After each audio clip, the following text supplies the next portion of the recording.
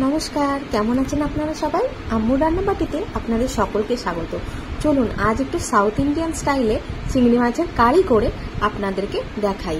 বাজার থেকে চিংড়ি মাছ আমার কিনতে যেতে হয় না, বাড়িতেই একজন আসে চিংড়ি মাছ দিতে, আর সে না খুব ভালো ফ্রেশ মাছ রাখে, যার জন্য আমরা ওনার থেকেই কেনাকাটা করি। একদম ছাড়িয়ে বেচে কুটে দিয়ে যায়। আর এখানে মাছ কিন্তু খুব সস্তা, মানে এখানে কিলো হিসাবে মাছ বিক্রি হয় না, এইভাবে বাটিতে করেই উনি বলে যে এত টাকা লাগবে, আমরা দিয়ে দিই, কিন্তু খুবই সস্তা এখানের মাছ। নুন, হলুদ আর লেবুর রস মাখিয়ে রেখে দিয়েছিলাম। তারপরে সর্ষের তেলে ভালো করে মাছটাকে আমি লাল লাল করে ভেজে নেব। আমি এখানে বাটার জন্য কিছু মশলা নিয়েছি, যেগুলো আপনাদের বলে দিচ্ছি।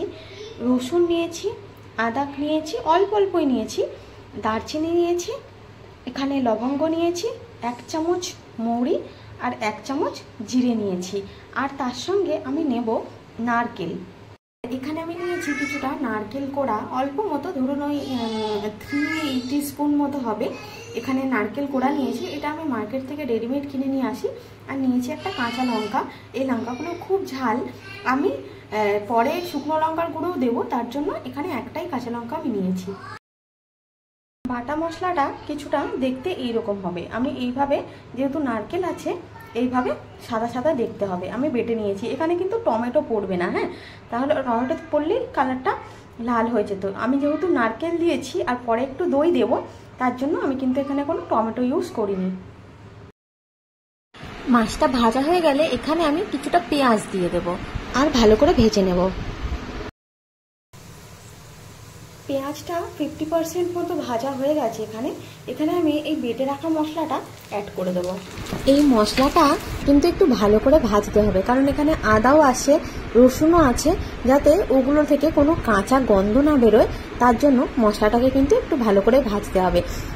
তারপরে আমি এখানে হলুদ দেব, শুকনো লঙ্কার গুঁড়ো দেব, ঝালটা আপনারা আপনাদের হিসাবে দেবেন।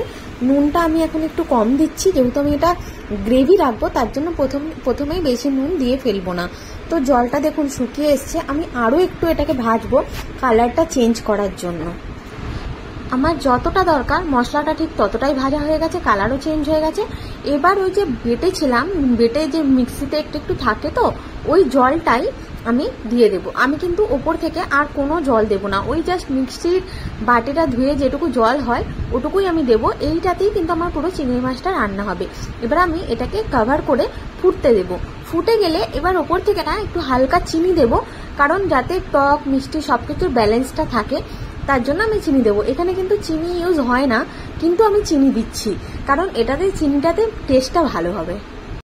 তারপরে আমি গ্যাসটা বন্ধ করে দেব, দিয়ে আমি এখানে ভালো করে একটু দই ফেটিয়ে রেখেছি, সেটা আমি ওপর থেকে দিয়ে দেব। আমি কিন্তু সব সময় টক দই গ্যাসটা অফ করে দিই, তারপর ভালো করে মিক্স করে গ্যাসটা অন করি। এটাতে কি হয়, দই যে ফেটে যাওয়ার বা কেটে যাওয়ার একটা ব্যাপার থাকে, সেটা কিন্তু হয় না। এটা আমি আগেও অনেক ভিডিওতে আপনাদের বলেছি। গ্যাস জ্বলন্ত অবস্থায় যদি আপনি দইটা কারির মধ্যে দেন, তাহলে কিন্তু অনেক সময় দইটা কেটে যাওয়ার ব্যাপার থাকে। তো যাই হোক, এটা আমি ফুটিয়ে নিলাম, নিয়ে যে চিংড়ি মাছগুলো ভাজা ছিল সেগুলো আমি সব ওপর থেকে দিয়ে দেবো, দিয়ে আবার ফোটাতে থাকবো যতটা আমার গ্রেভিটা প্রয়োজন, আর যতক্ষণে ফ্লেভারটা না ছাড়ছে। আর এখানে কিন্তু ধনের গুঁড়ো আর জিরের গুঁড়োর কোনো ইউজ নেই। মোটামুটি আমাদের চিংড়ি মাছ তৈরি হয়ে গেছে সাউথ ইন্ডিয়ান স্টাইলে। এখন আমি ওপর থেকে গোলমরিচ নয়, ওটা গরম মশলাটা উপর থেকে দিয়ে দেবো।